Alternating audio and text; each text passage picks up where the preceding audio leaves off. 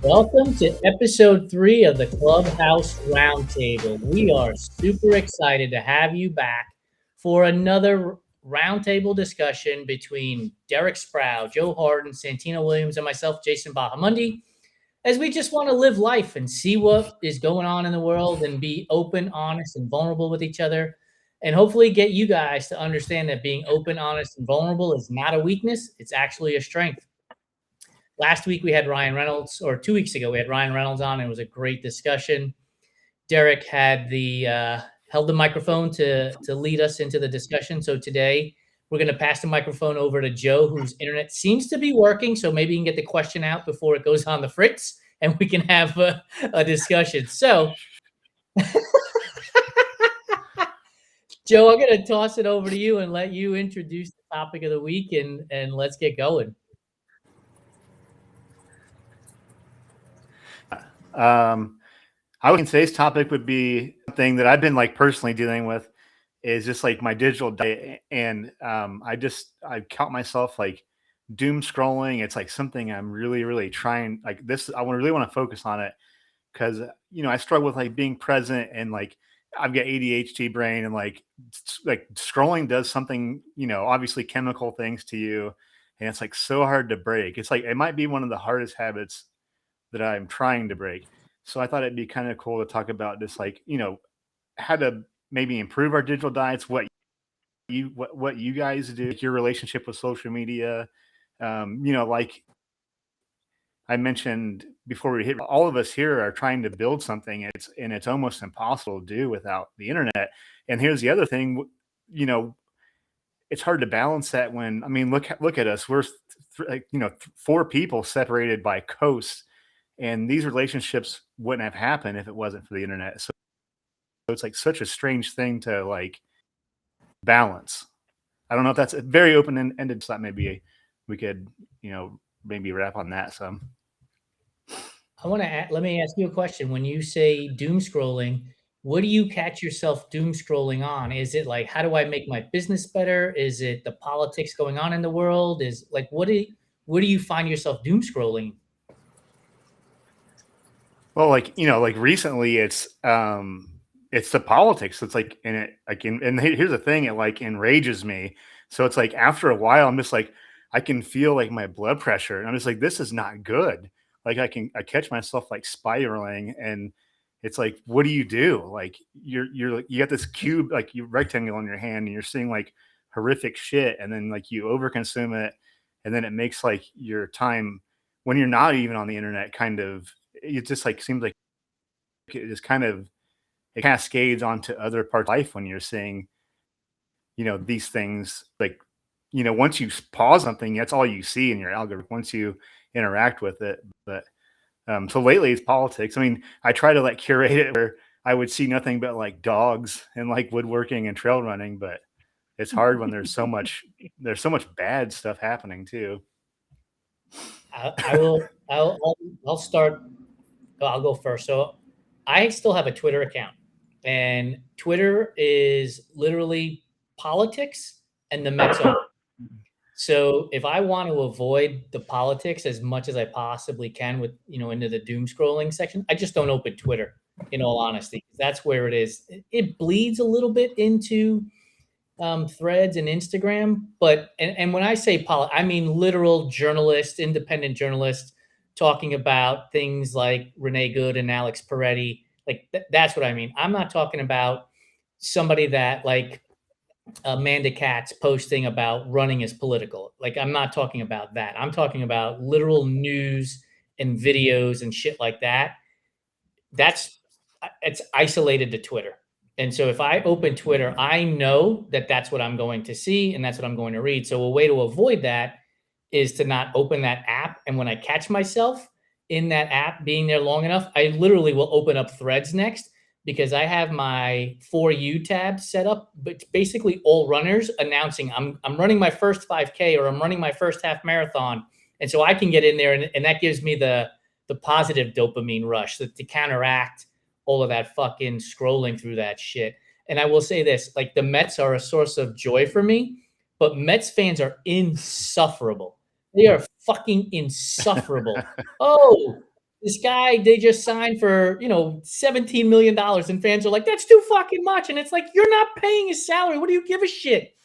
Like you go to one or two games a year, the ticket goes from $22 to $24. What do you fucking care what Steve Cohen is spending all that money on? Like, get over yourself. So there's joy and doom in that as well. So I gotta leave that at some point too. Santino, what about you? Oh no, the Mets fan thing, I totally get that. That was Dodgers fans. I mean, even still, I don't interact with the Dodger verse online as much as I used to, but I swear to God, Dodgers could win the World Series in 5 games and you'd have somebody bitching that they didn't sweep. It's like, what is your life? But that aside, because, well, actually, it does kind of spill over into politics. It fucking does, dude. Mark Walter, I guess I appreciate a winning owner, but Mark Walter, you can go fuck yourself if you happen to be listening to our taking time out of your busy schedule to listen to our podcast. But somebody forward this to him if you know. But I think that is the thing. It's a bit of a paradox, isn't it? You have to stay somewhat informed. It's fucking wild. Do you talk to people who like don't know anything that's going on right now? And it's like, yes. Jesus Christ, what rock are you living under? So that's wild. You don't want to be that person. But holy hell, there's a tipping point and you become too informed. And it's just, I know for me, I have to step away sometimes because it's like, I mean, we all kind of know what everyone's politics is here. So I think we're all kind of on the same page. But fucking A, every day it's something else. It's like, I literally wake up. There's one piece of news. There's one piece of news that I'm hoping to see every day when I wake up, and I think all 4 of us are. But you don't see that. It's this idiot was on some fucking pedo island, and he's posting racist shit now. Whatever. And it's like, how is this real life? How is any of this real life? And then when you take like the circus element of all of it away, it's like these are the people who are supposed to be like leading us right now. It's insane to me. So there is a certain, I guess, saturation point. You could say that I know I find when I reach it, it's like, okay, I'm going to step away. Doesn't mean I'm going to do anything remotely more productive. Maybe I'm going to play a game on my phone. Maybe I'm going to watch a stupid YouTube video on TV or something. But I'm going to step away for like 30, 40 minutes just to get that little palate cleanser. Now, I wish I was better. I wish I was the kind of person that could just like step away all day. Or I mean, are there people who just like check their phones once a day and they're just like good? I mean, very jealous. There must be. But, but it's one of those things where I don't know what the balance is or where it comes from. I want to at least have, more than an abstract understanding of what's going on. And really I mean, no other word for it, the peril that we're all in as a society. But at the same time, I have to limit my own exposure to it because it's not going to serve you. It's just going to drive you crazy. And then, social media, that's a whole other aspect of it because you are, half the time you're talking to bots, whatever, this and that, but it's easy to just kind of hand wave it away as, oh, it's all bots and, propaganda. You ever interacted with some people in real life? There are some dumb motherfuckers out there. So, it makes me lose a bit of faith in humanity. But even beyond that, it's like, I'm not going to change this person's mind. They damn sure aren't going to change my mind. I have to limit my interactions. And so you curate your feed, like Jason was saying, you got, running threads. And I do have, kind of a political feed too, as well. And, the kind of knock on that is, oh, you're creating an echo chamber, blah, blah, blah. It's like, cool. As long as I don't have to like listen to your ridiculous opinions about, whatever, can call it the Grand Canyon with that echo. You know what I'm saying? I'm fine with it. But at least that's the way I see it. So I guess that's my very, very long-winded way of saying there's a balance out there. I'd like to find it, but I'm not there yet. It's hard. Derek, what do you use as your digital diet to help curb your consumption? I mean, for starters, as a lifelong Chicago and Cubs fan, I've just got to say that it's nice to hear you be able to admit that Mets fans are obnoxious. I think that admitting it's the first step to recovery. As far as the digital stuff goes, I mean, you know, I think even when I'm consuming something online that makes me feel good, at a certain point, there's an issue with that, and that takes a toll. Yeah. Even looking at something that makes you laugh. And I think it's something, who does not struggle with that nowadays? I mean, my parents who are in their 70s struggle with their addiction to their phone.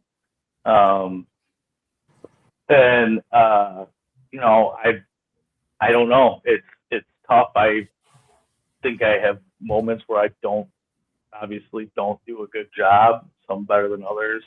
I think for me, the big thing that works, like anything else, is trying to look at things in small bites. You know, when it comes to an ultra marathon, you're looking at it and get to the next mile. When it comes to sobriety, you're looking at get to the next day.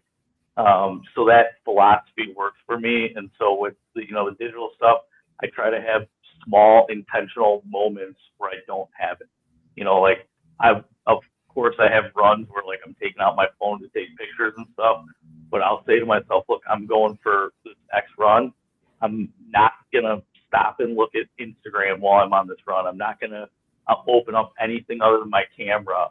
You know, or I'll have moments where I do that some other time where I'm, you know, with my kids or whatever other thing I'm doing where I say, look, I'm going to take the next hour, even if it's setting like an alarm on my phone for 2 hours or an hour and a half. I'm going to not touch it. Just taking that small intentional moment. And, you know, I don't eating my elephant in bites, how I can do things. It's funny you say that because last week, as most people know, we go down to the beach and run on the Strand every Sunday. And a couple of Sundays, maybe 3 Sundays ago, in my mind, I was like, I'm going to document this. And so every 3 miles, I'll take the camera out, I'll record, put it back and do that. And then this past weekend, I was like, I'm not taking my phone out at all. Like, I'm going to run for myself. I'm just going to enjoy this run. And so I don't put up a piece of content. It is what it is. We'll move on. It's not as if people are waiting for an alarm to go off that says, hey, Jason just posted this video of him running at the beach. So nobody missed it. And so I was able to, you know, I wouldn't say I enjoy it more, but I was like, I wasn't consciously thinking about not doing it. I was like, I'm just going to run. And it was sort of like that, to use your word, Joe, a digital diet. One thing I want to lob into this conversation is I got an email from a member of the Everyday Athlete Clubhouse about a week to 10 days ago. And they asked the best way to stay in touch with the Clubhouse while they were going on a month-long detox. And it made me think about, like, is that worth it? Is that something that has a benefit to it, or is it something that you do your detox for 30 days, 31 days, whatever it is, and then you just get right back into it? Or do you think you actually are able to change your habits, and so now you're consuming less because you stopped consuming it at all for a month? Derek, you got a smirk on your face. Yeah, I mean, like, all right, so I mean, whatever works for anybody works for anyone. But for me, like, that to me, that's not like a sustainable thing. So, like, it'd be like saying, I need to lose 10 pounds. I'm just going to not eat for 5 days and lose my 10 pounds and then go back to eating like I was. So, you know, for me, like, you know, like I said, something like trying to take those moments, that's something that for me is sustainable over time. And it's something that I actually find that I can build on.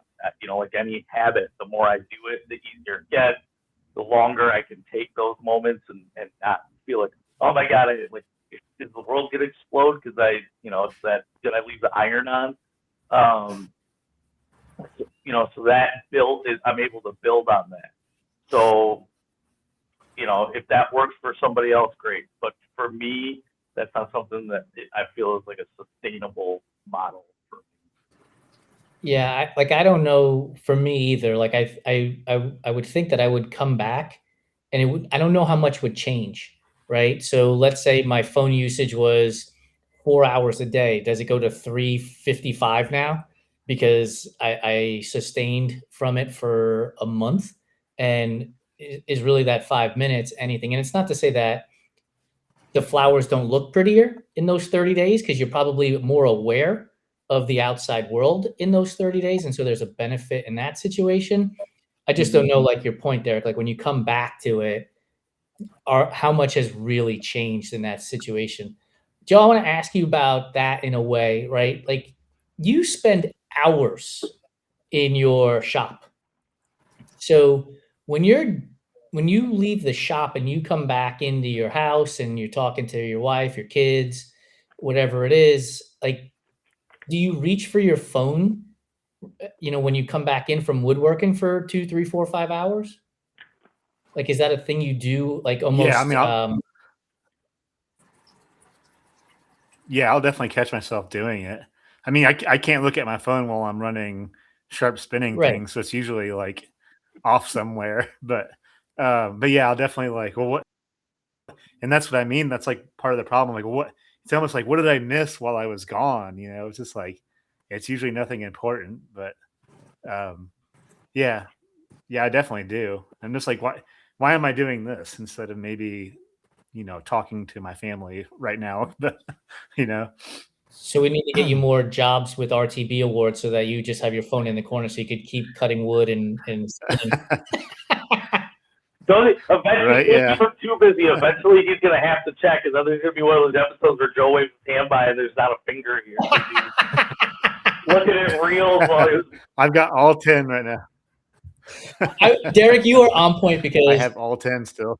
I want to hear from Derek and Santino if you're like me. Like sometimes I watch Joe and he's got the circular saw and he's using the tools and everything, and he's posted it, so he didn't lose a finger. But I get nervous when I watch that shit sometimes. I'm like, man. I've done enough woodworking in my life to know that Joe's doing all the right stuff, so I don't get too nervous. But yeah, no, Yeah. my stepdad, Yeah, he's got a little workshop that I did actually have to take him to the ER one time. It wasn't like a careless thing. It was just kind of a freak accident. Wasn't anything super serious, but I mean, yeah, I've been around. I'm certainly not any sort of a adept woodworker, but I've been around it enough that it's like, nah, I know Joe's got this. Yeah, you guys are tougher than I am. I'm always using. I'm using push blocks, and I'm good. Yeah. Also, Joe, I'll tell you spend any amount of time doing that, you're gonna sustain some injuries every now and again. It's just kind of something goes flying or freak accidents. Yeah, unfortunately. Yeah. I've had a couple of significant things fly off of lathes before, but it didn't hurt here. One saw accident. It was a bandsaw, but they sewed it back on. So bandsaw, that's a nice thin blade, man. That's like a fairly clean cut. My saw accident was a chainsaw to the thumb. Ooh. That's a little bit more of an abrasive cut. I did get a thumb. Not. Luckily, it was a hand tool, but I stabbed myself with a chisel, being very unsafe in wood shop in I think 9th grade, and I still have the scar from it. So yeah, there you go. It's wild. I used this black Sharpie, and I got like marker on my finger, so it's rough. Dude, it's rough out there. Let me see them calluses, Jason. These are pretty hands, baby. Pretty hands. Oh my goodness. Like Joe brought up a good point earlier about like the connection. So today, Santino and I had a call with Form Swim. I interviewed 2 people for how it all started. Today, I spoke to Rebecca Bowman at Grounding Climbs for work that we're going to do. And now we're doing this. And like none of these conversations and these connections would happen without the internet as well. And so like the idea is like, how can we as you individually, there's to Derek's point, not everything works for everybody. Like when you find yourself in those pitfalls, how can we, how do we turn around and say enough is enough today? I'm gonna go connect with somebody, whether that's in person or on a phone call or even a video chat. Like Santino and I, we had a client call, I think it was last week, and it got pushed back by a week. And instead of just getting off, we just bullshitted with each other for like an hour, and we talked about life and business and everything else. And that was like super uplifting to be able to do that and have that conversation. Like, do you find that when you get into that doom scroll scenario, and maybe it's not that day, but maybe the next day, you find yourself reaching out to people to have that personal one-on-one connection as well? Yeah. I mean, well, the last time I got caught in like that bad spiral, I mean, that's why I messaged you guys about it that day, because I was just like spiraling. I'm just like, I had my first panic attack in like 5 years. I was just like, what would have caused that? And I was like, it's what I'm consuming today. And that's what brought this up. I'm just like just over consuming is what that's definitely what caused it. So, and I reached out to you guys. I mean, obviously we have like an ongoing shit post and meme thread that we keep going, but it got serious that day. But yeah, I definitely reached out to you guys and just be like, hey man, like this is kind of fucking me up. Like, and this is what happened. I mean, so yeah, I definitely did. Santino? I have a bit of a different approach, and it's not for anything. It's just this is what works for me. When I was younger, it was the kind of thing, and of course we weren't as connected back in those days. Just to go back to last episode about 20 years ago or whatever.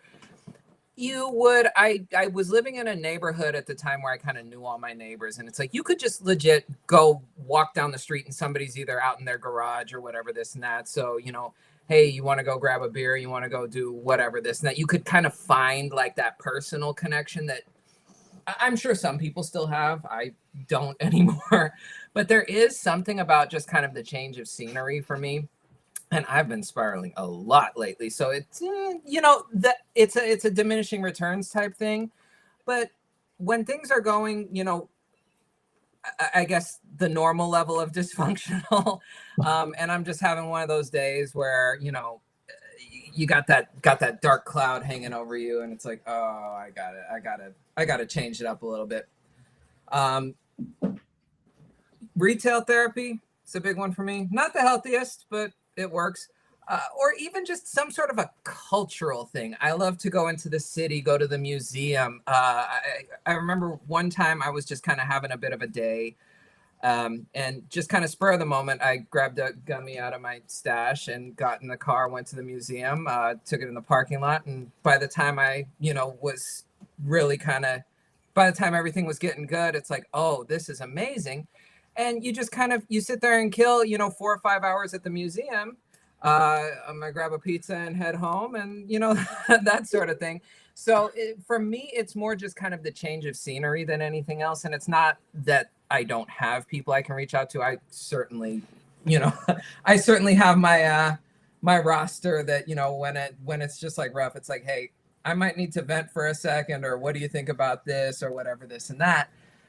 But sometimes it's just a matter of get me out of this space and let me be somewhere else. So that's more, my approach. I can't really say that one's any more effective than the other, but I just find that that's usually what works for me.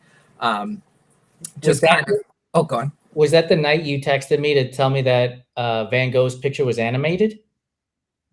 It might have been. I don't know. Like, I didn't realize Van Gogh was a movie. I'm just busting your balls, dude. I'm just busting your balls. I was gonna say, because that was a while ago, but maybe. Although I will say, was it like 2 nights ago? I don't even know how we got. Oh, I know what it was. So Joe had posted his character picture, and Derek, you had posted yours too. So I went into ChatGPT, and it, like, mine wasn't even close. And then I was like, oh, I wonder if it could make me into a Baseball Hall of Fame plaque. And so I had it create like a Everyday Athlete Clubhouse Hall of Fame plaque. And then I shared it with Santino. And then we got onto this whole conversation about Ronaldo and Dwayne Wade's statues and how awful they were. And for like that 15, 20 minutes, it was like the world was all right because we were just laughing about the stupid statues and how awful they looked. And I think it's in those moments when we can find some levity and some humor with each other and connect with each other that really hits home. And even Derek, you sent me a voice message a week or so ago, and it was a little bit more of a serious topic. But hearing your voice, like, helped to remove me from the other noise that envelops us. And so I think for me, and I think for a lot of people, if they can hear their friends or their family's voice and have that one-on-one exchange, that changes the dynamic too. Yeah, there's some people in my life that will tell you it drives them nuts, but I actually, and it's probably symptomatic of my age, but I very much veer towards being a phone person as opposed to a text person. I am much more likely to want to pick up the phone and talk to somebody. And you're right. I mean, it's just that connection of having that voice that even if somebody's being compassionate over text, you don't get, you don't have that same connection. So, yeah. I mean, I think if you're one of those people and I call you too much, sorry. You can't call me too much. I would much rather talk on the phone than spend hours texting. Me too. If we're on the phone, first of all, so from being in sales for 30 years now, I have a rule. If it's 2 emails and we haven't solved the problem yet, it's a phone call. Because otherwise you're emailing back and forth for days on end. Just fucking pick up the phone and call it a day. And Evan and I were talking about this a week or so ago, where he was like, "We don't have to schedule a time to make a phone call with each other, dude. Like, just call me. And if I don't answer because I'm doing something, I'm running, I'm showering, I'm napping, leave me a voicemail." Like, we've kind of gotten away from that shit too. It's like, "Hey, are you available at 2:27 p.m. on Tuesday so that I can call you?" And it's like, no, we used to just call, right? The wall, the kitchen, the phone was on the kitchen wall. You had no fucking idea who was calling. You just picked it up and you were like, "Oh, wow." Yeah. There is something to that, isn't there? It's our lives have become so very scheduled, and it's sort of a bell curve. Because I know for me, I don't want to just be like floating out in the ether and just have the wind carrying me randomly into whatever. I need some sort of structure in my day. Otherwise, if I'm left to my own devices, I'm a rudderless ship. But at the same time, do you find, and this is just me throwing it out to anyone, there's like a certain anxiety about having to stick to a very, very rigid schedule. It's, some people really like that and good for them. But oh God, the past couple of days, I've probably had like 4 meetings on my calendar each day, which it's good to be productive. But you start worrying well in advance. You know what I'm saying? You're on the first one of the day and you're already worrying about the 4th one. So maybe that's a me thing, but that the anxiety. I'm not big on a schedule either. I mean, I work a job that has lots of emergency on-call situations, and I fly by the seat of my pants a lot of days. So, yeah. It's wild, dude, because I had 4 conversations today by 1:00 scheduled. And by the time I got to that 1:00 call, which was number 4, I told him, "Tyler," I was like, "You're not going to get the best of me right now, dude. I'm just telling you, like, it's already been 3 conversations that have all been 40 minutes to an hour, but I'm here and I'm happy to chat with you." And so there is something to like the overstructure. Like when I see people talk about their Google Calendar and there's like no white in there. Everything is red or blue or green. And I'm like, where's the white part in there? You need to have a moment to take a deep breath when you're going through that shit. So I'm with you. And I actually told Lori this the other day as well. I was like, we have a social media calendar that we try to build out every month and make sure that we're there. But that's about as structured as I want to be. Like, I want us to have fucking fun. And I know people are like, influencers especially use this line, right? I give you the raw, honest, I give you, and I'm like, bullshit. You are protecting so much crap. And for me, I'm like, I want to just like do shit. And if it resonates with people, cool. If it doesn't, that's cool too. So much so that I texted Santino right before I jumped into an interview and I was like, dude, I don't have time to post this. Can you post it for me? And he took care of it. And so it was like, if I'm overstructured, then I get anxiety and stress. There's no doubt about it. We pass it on to our kids too. I mean, I know I'm the only one here that's a little kid dad, but you know, I see a lot of kids today that are like 9, 10 years old, and they've got every minute of every week scheduled out with activities at school and everything else, and you're passing it back on, and then like you see a whole generation of adults and kids that have like crippling anxiety, and it's like, hey, take a little minute to smell the flowers, you might, you know. Did you guys like grab your bikes as kids and just ride down the street and wherever the kids were congregating, that's where the fucking jam was? We had one rule: be home by dinner. And nobody asked where I was. I could have been 20 miles from home on my bike. Nobody said a thing. Just be home by dinner. And you, like we talked about another time, like maybe you had a quarter in your pocket to call payphone or something, you know? There was like a 2-week period in high school where I just like didn't come home, and like the only person who noticed was my sister.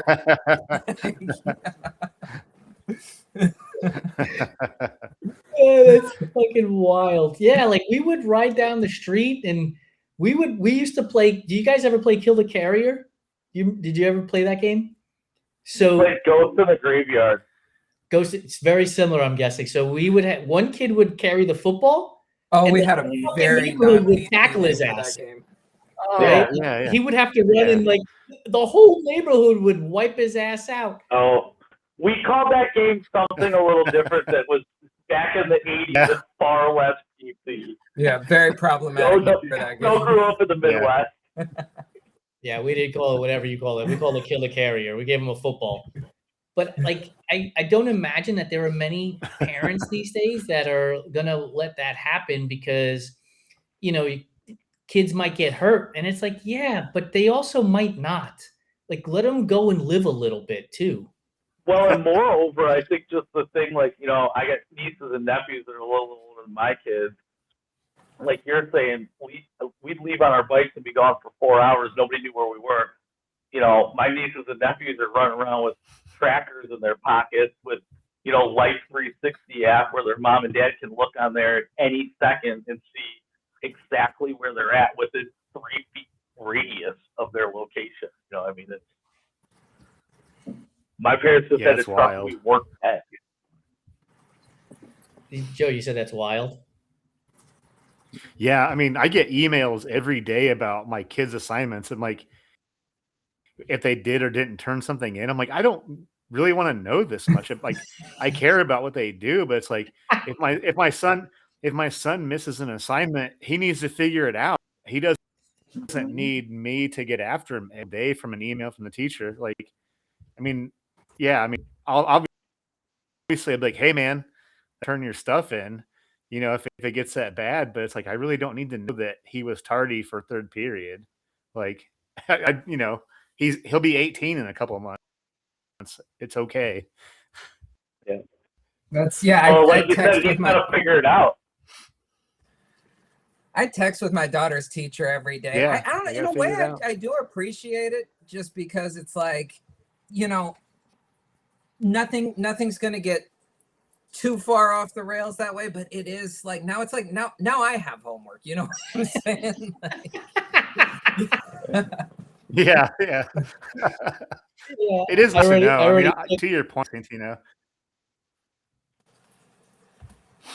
But it's got to be overwhelming too, because again, the whole introduction of this conversation today was a digital diet. and doom scrolling. And Yeah. so now you talked about a panic attack, Joe, and messaging us. And so now if you get a text message from the teacher that's like, your kid was tardy to third period, which is, benign at best, like it might be the straw that breaks the camel's back in that moment. Yeah. Over connection. Yeah, it absolutely could be that. One of my favorite. Go ahead, Joe. Yeah, I don't need to know that, like, that Natalie missed her Spanish homework the other day or something. Perfect. We've reached what we like to call the Lebanon limit. we're 35 minutes into the conversation. He's got to kick the router. Put that on a shirt though for a Lebanon limit. We need that. Yeah. I was gonna say, like, one of my favorite times is on Wednesdays. We drive up to Thousand Oaks, which is maybe an hour away. So you have an hour to drive up there. I have class for 3.5 hours, and then we drive an hour back. So for basically 5 hours, I am disconnected from the world doing something else. And it's like really amazing to have a conversation. And I'm bringing this up for this reason too.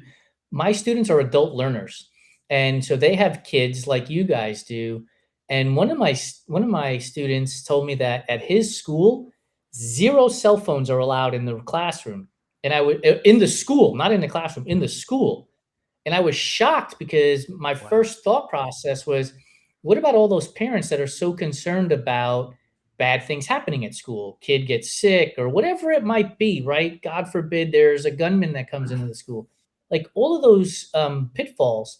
And I was shocked that there was a school that does not allow phones into the school, but at the same time, I guess there has to be some breaking of that digital connection to the phones because kids getting started at such young ages, like Derek, you said your nieces and nephews have phones where their parents know within a 3-foot radius where they are. Like, if we're teaching them anxiety and filling up their schedules all the time, and we're teaching them keep this tracker on you at all times for safety, we don't teach them how to understand their own instincts and what's around them. They get dependent on these devices, 100%.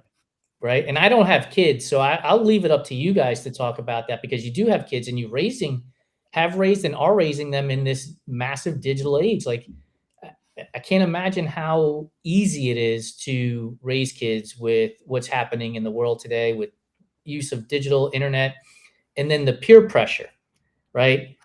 My friends have this, why don't I have this? My friends have that, why don't I have it? Like, so like as parents, how do you guys like deal with this stuff?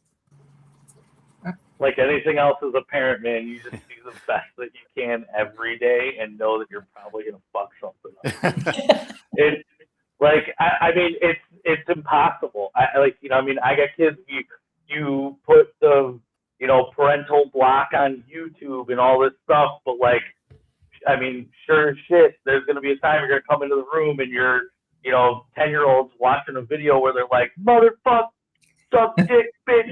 And you're like, how did he get that? It's like, it's like there's the same over access that we have, they have. And it is hard. And yeah, I mean, the best thing that you can do is to try to teach moderation and B, like discrimination, like I spend a lot of time with my kids, just not even in regards to the internet, life in general, talking about the concept that, just because an adult says something doesn't mean that an adult can't be wrong or an adult can't lie. And that you have to use your own intuition and discrimination and what that's like to, feel like if somebody's deceiving you, because there is just so much of that in our world today. And I think that that's such a critical skill for kids to have. And the other big thing for me is to try to lead by example. Like, dad takes time to get out in nature. He's not in again, I'm not here to criticize anybody. Do what you do. But like, I have friends who are dads who spend all day inside with a headset on in a room with the curtains drawn, playing video games online. And like, I want my kids to see like dad goes outside, dad goes for hikes in nature, this kind of stuff. So the example portion of it too. I'm going to ask a question, Santino, before you talk about that. So Derek sort of couched his response by saying, "You do what you want to do. I'm not judging you." And I have found that as we move forward in life, because this came up with, I think it was Heidi a number of months ago. She talked about eating snacks like as a trail runner, and she's like, "It's not that I eat this every day." Like it felt like she had to make a disclaimer to her fucking diet before she talked about whatever she was going to do. Like, are we just trying to like protect either ourselves or protect somebody else? Like, why are we putting disclaimers on everything all the time? Santino, I'll let you answer this one now. I think we have to zoom out on that a little bit, because it does kind of go with what we were just talking about. Because it's like, there's nothing that, your average high school student is really doing now that we weren't doing, but it's like, shit's so much worse now. And it's like, we all had cell phones in school, or at least I did. We all went on the internet. No, I didn't even have a cell phone in college. Oh, Jesus, good for you. The shit was rotary, dude. I mean, it was a flip phone I had, but I got a Nokia brick when I was 22. Nice. No, I had was it the StarTAC, the little Motorola, yeah. Anyway, but we went on the internet, we played video games, but it's like everything's so much worse now, because like they don't have flip phones anymore. It's smartphones, and that's just kind of a portal to its own bullshit, as is sort of the overarching theme of today's episode. Same with going on the internet. Like, yeah, it was kind of the Wild Wild West internet back in the day, but there was still, I don't know, we were a bit more savvy, maybe. I mean, I don't think there was people that were, I mean, obviously there were still like creeps and stuff out there, but it was sort of like, this is something you know to look out for. Whereas now it's just sort of, you assume everybody on the internet's a creep. But we're not creeps on this show, anybody who stumbled across this, but still, this is not a show for kids anyway. If your kids, we promise. Yeah. We tell them not to. Even like video games and stuff, like our video games, they weren't, PlayStation 2 was online, but it still wasn't the same. You didn't have your headset on. There wasn't some fucking weirdo out and wherever saying like weird, like racist, sexist shit on your headset. So it's sort of like, I can't sit here and say, oh, you can't do X, Y, and Z, but at the same time, like, I have to give better instructions than just, oh, you got to be smart about it. Because like, it seems like over the past however many years, the threats have gotten so much more insidious, so much more kind of ever present in all of these venues. So I certainly can't be a hypocrite. I'm not going to sit here and say, oh, it's fine if X, Y, Z. To your point, Jason, I'm not going to apologize for,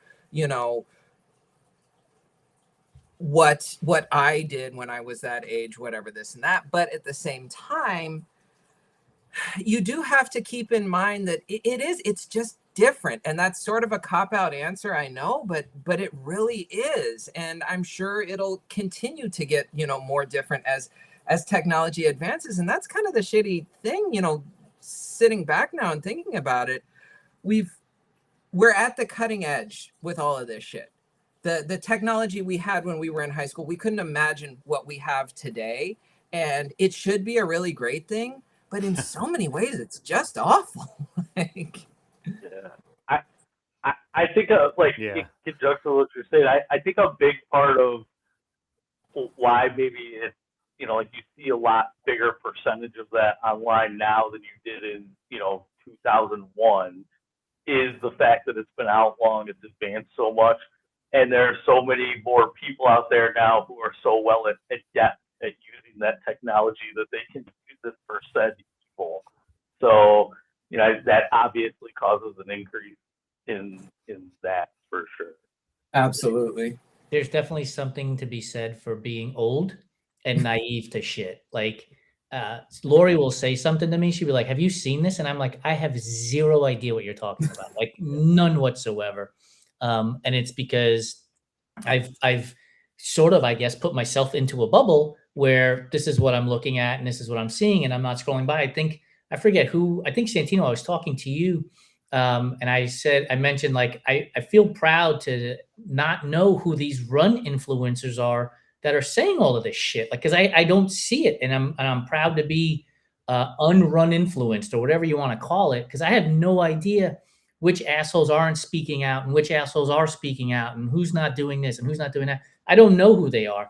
And there's something to be said for some naivete in that moment, because it's not adding to my outrage that is naturally coming from the leaders of this country to begin with, right? Like I can kind of bury my head in the sand, which, you know, some people will be like, yeah, but you should know everything about everything. And it's like, man, we weren't meant to be able to process this much fucking information this fast. Like it's never ending coming at us. Well, yeah, go ahead. Oh, no, I was gonna say, and that goes back again to, you know, that's almost another form of doom scrolling in and of itself. I recently, with all of the, you know, stuff going on in the world, I kind of purged a lot of who I was following, because it's like, am I following this person because I actually like their content? No. So what am I doing? I'm letting this person piss me off, and like, that's not their intention. That's me giving them that power. So yeah. I think like when if you go back to when like Facebook first got started and it was like so and so are now friends and so are now friends, and it was like you were trying to accumulate friends in a way because you wanted to know what people were doing, and then it kind of just like the train kind of went off the tracks, and it was like, now we're going to monetize it. So how many followers do you have and how many people are in following your content? And companies were like, okay, well, we want to, and look, we run a content creation company that's built on this. We need audience. But one of the things I've come to realize is we want the fucking right audience. We want the people that are going to come and talk to us, exchange messages, ask for my phone number or my email so that we can have a one-on-one offline, shall we say, conversation. But I think that's kind of where both of you, Derek and Santino, were talking about. Like, we started here, we're like, oh, what's this person doing? I remember my roommate in college or person I worked with 15 years ago. I wonder what they're up to. And it was a cool way to connect. And then it just became a numbers game, and we were like chasing the number. And before you know it, you were like, you'd get something in your feed and you'd be like, who is this person? Like, why am I following this person? Yeah. And then you kind of feel bad about unfollowing and blocking. But now for me, I've gotten to the point where, man, if it's just angering to me, I'm out. Like, I'm out. I don't need it in my life. And I didn't miss it, or I won't miss it in a day from now, because I won't remember that I unfollowed or blocked or muted or whatever it is. But Joe, I want to put that concept in your lap, because you're building Odd Duck Running. You're also building RTB Awards, where you need audience and connection. So like, how do you go through that process of figuring out, look, I need to get registrants for these races I'm announcing. Congratulations on announcing the second one, by the way. How do you balance all of that out while also trying to figure out your digital diet? Thank you. It became a formal interview. Oh, yes. God, I don't know. I really to like hone that in, like how to balance it. Yeah, I really don't know. Or, you know, promote what will not get a doom scrolling trap at the same time. But I really,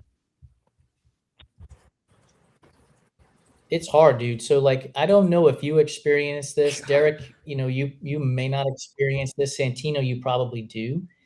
One of the things I've noticed with running this company is that come Friday around 10 or 11 a.m. Pacific time, almost all communication stops.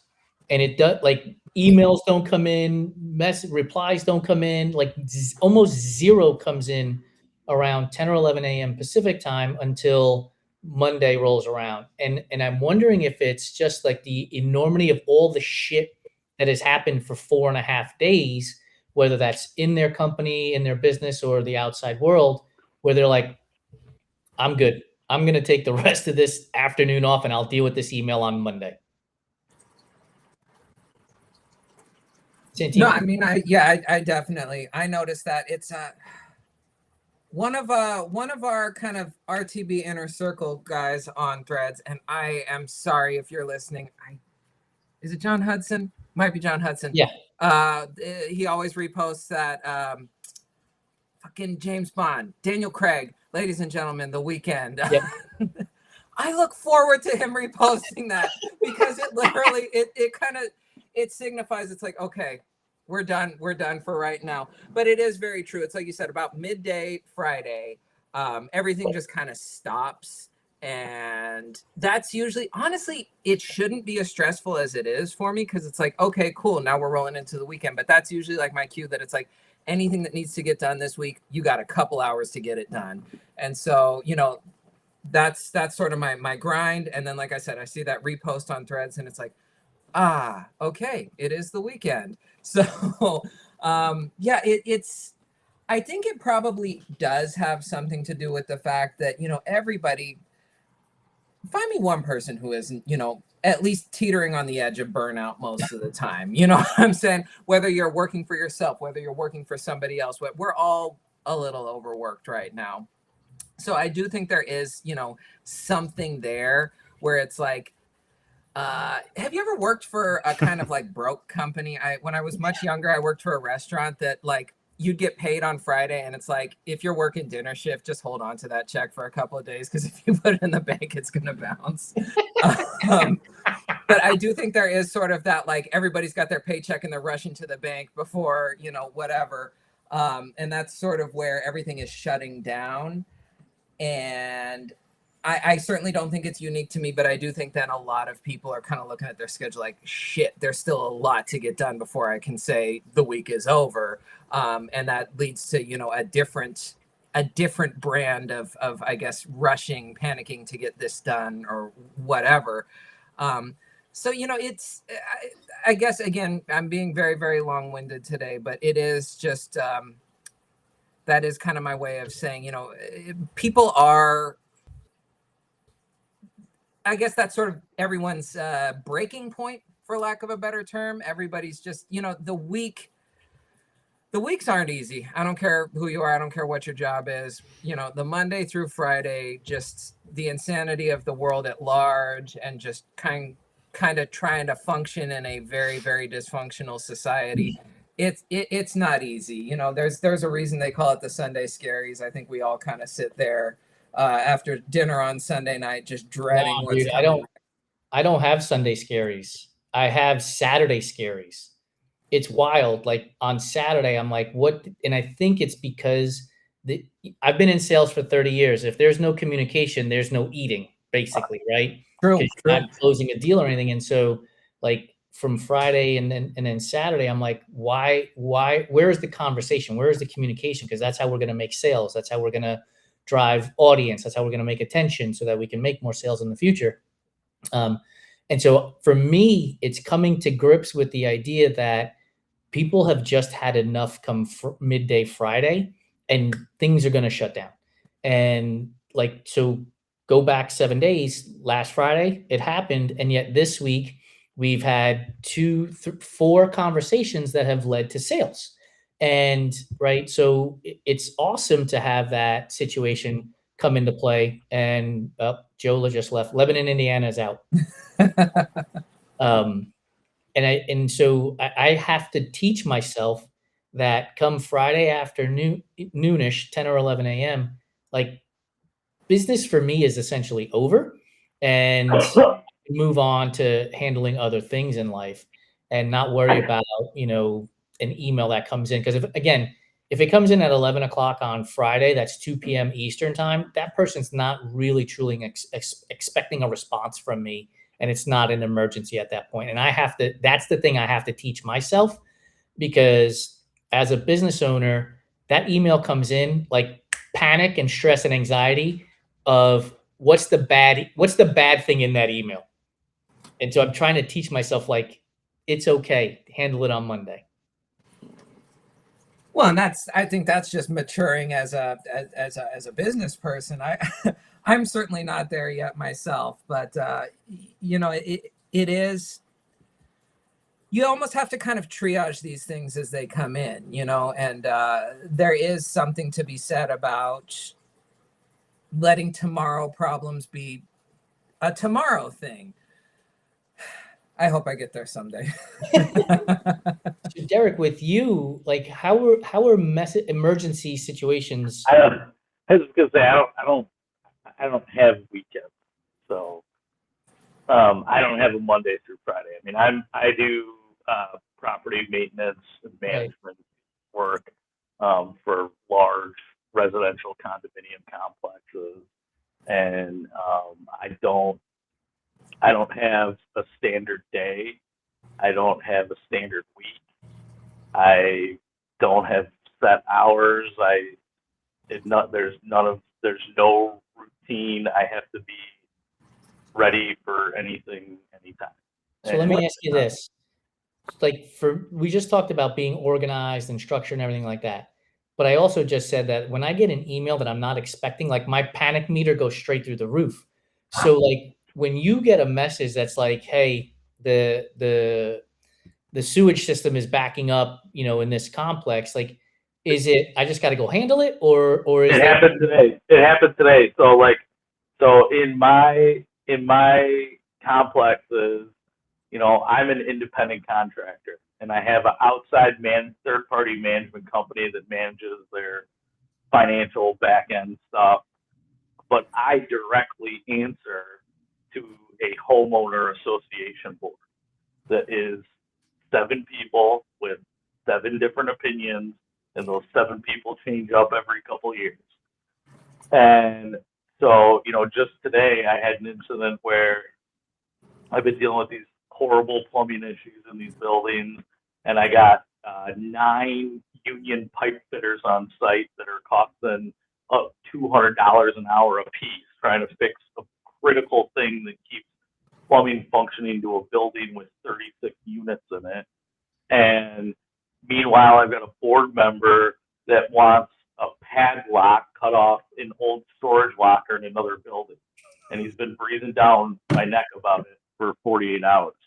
And I have to, in my head, put a position and a priority on that and say, look, I understand that you need this, and I have to tell myself I can't answer him right now, and I also can't let this agitate me, because I've got to be able to focus on what's going on here and get this handled and move on. So I have to learn how to compartmentalize those things. Yeah. What's that do to your nervous system, though? Like, not being funny. What's that? What does that do to your nervous system, though? Like, not even being funny. Like, do you just always kind of feel a little on edge anytime the phone? No, I think it's the opposite, man. I think it's just pretty hard to freaking rattle me. So I usually if you see me rattled, it's a good sign that something pretty bad happened, because I have a lot of buttons, and you got to push them all. For sure. I've been standing in units in a foot of water with everybody freaking out, and I just got to handle what I got to handle. So it just kind of is what it is. So with my personality, if the phone wasn't ringing to handle a situation, is when I would start panicking, because I'd be like, something big is about to go fucking wrong, right? Mine's the opposite, Jason, because in my line of work, what we say is no news is good news. So if the phone isn't ringing, you're like, thank fucking God. Nothing is on fire today. Nothing's flooded. None of that shit. I would imagine that your world is a lot like Derek's. Like, if it's quiet, then it's a good thing. That means there's no massive emergency that needs to be handled. Yeah, the chime of Outlook will gives me a little panic. I'm like, oh, is it today? Like, it's obviously some sort of problem. But so yeah, or the team's notification sound. I'm like, is it? Like, oh my god, what could it possibly be? So yeah, no news is good news. So, dude, how do you so now, because you're trying to put together races, and so you've got to get sponsors and you've got to get registrants and you've got to get permits and approvals where you need the noise. So that's the exact opposite of your work day. So now when you're Outlook times. Yeah. Well, if I hear Gmail, that's good. Outlook is bad. See? You've programmed yourself. I know the Gmail chime and I know the Outlook chime. One is good, one is bad. Modern day Pavlov. I'm like Pavlov's dog now. Yeah. Speaking of dogs, how's Arlo? Cute. Oh, wonderful. He met me today, so that's an improvement. We're actually gonna go meet his we're gonna go meet his sister Sunday, so we might have two of them maybe. As in bringing his sister home? Yeah, same thing story as Arlo, and she's been returned. Our hearts are bleeding for her, and she's also adorable, and so we might end up with two. I went from not wanting one to well, let's go get her. So we're in love with him though. We're keeping Arlo. We have to pry Arlo from our hand back. So are you? Has he gone into the shop and been in there with the noise of the shop and the woodworking and stuff? No, he's so skittish. If you make any sudden noises, he'll go hide. So I couldn't imagine the shop will do him well yet, but I'll get him out there eventually. Maybe he'll join. Steve used to come out there and eat sawdust off the floor. So maybe Arlo will come out there and join me eventually. I'm like, dude, don't eat that. What are you doing? It's just chewed up sticks. RTB Awards needs a mascot, dude. We need Arlo to be the RTB Awards mascot. All right, we're make a good one too. We're bumping up on an hour here. We've talked about the doom scrolling and a lot of negative shit. So I'm going to ask each one of you to tell something that has happened this week or something you're grateful for, and we'll end this Clubhouse Roundtable on a positive note. Derek, we'll start with you since you're in my upper right. I'm stoked about the fact that it might be above 38 degrees at the end of this week, and I'm going to ride my bike to work. Yes. Have you? So the Winter Olympics started today, and I'm a huge Winter Olympics fan. They showed Lindsey Vonn skiing, even though she tore her ACL recently. And Derek, you've got a ski jump in your backyard, so I was going to ask if you're into the Winter Olympics. I'll always have been since I was a little kid. I mean, they're far and away my favorite of the two Olympics. So I'm the weirdo that'll be up at 3 a.m. to watch curling. So Lori had tickets to the 2010 Vancouver Olympics, and she actually went to go see curling when she was there. And she talks bon brossage, which I means good sweep or something to that effect. Good brush. It's an awesome sport. I mean, there's a lot of really cool strategy in it. I mean, it's kind of like chess. I mean, you had to have grown up playing a little bit of bocce. It's kind of like bocce on ice. Yeah. Sorry. Joe, something you're grateful for, something that good that has happened to you in the last week?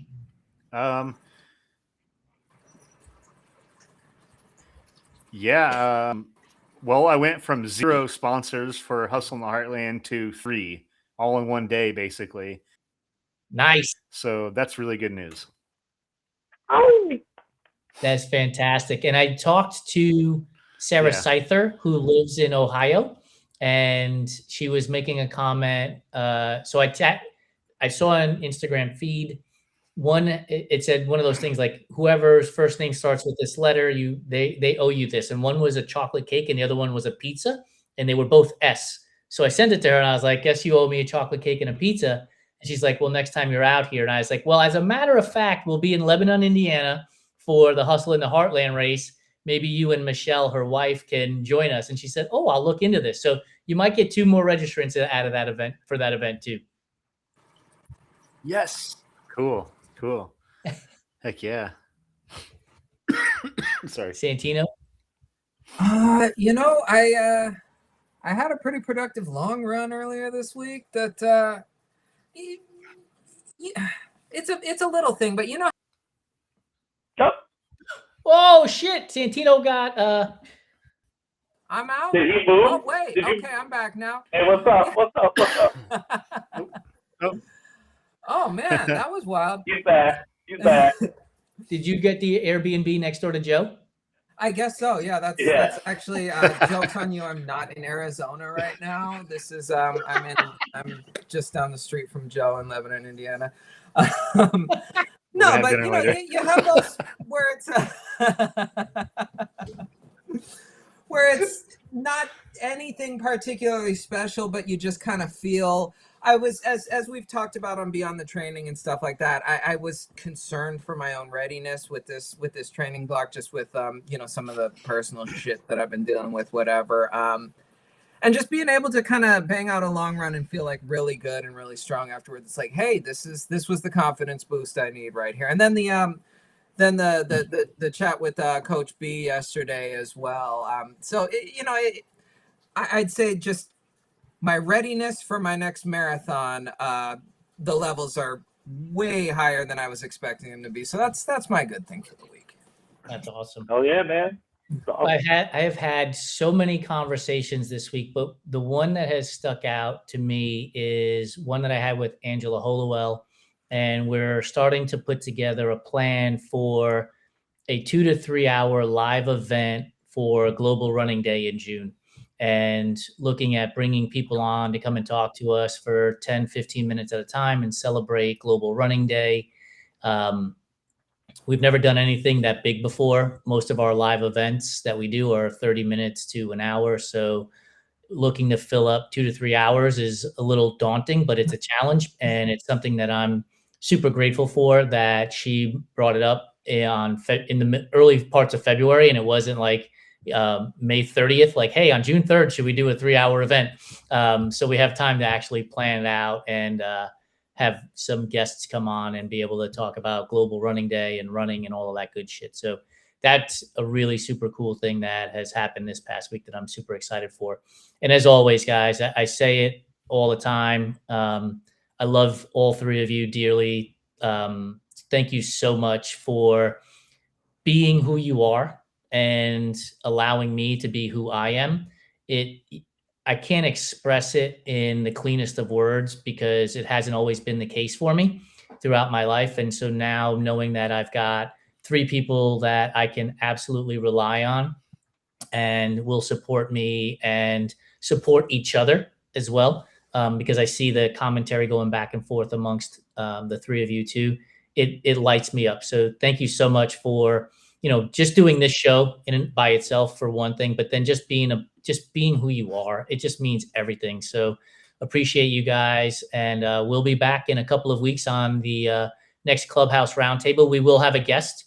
I'm going to reach out to Alex Baker, who just put on his virtual event yesterday. And so I'd love to get him on and talk to him about that virtual event and whatever topic du jour I come up with for that afternoon as well. Guys, have a great weekend. It's not as if I won't be talking to you in 10 minutes anyway, but appreciate you. Thank you. And I love you guys so much. Have a good one. Love you too, man. Love you guys. Thank you.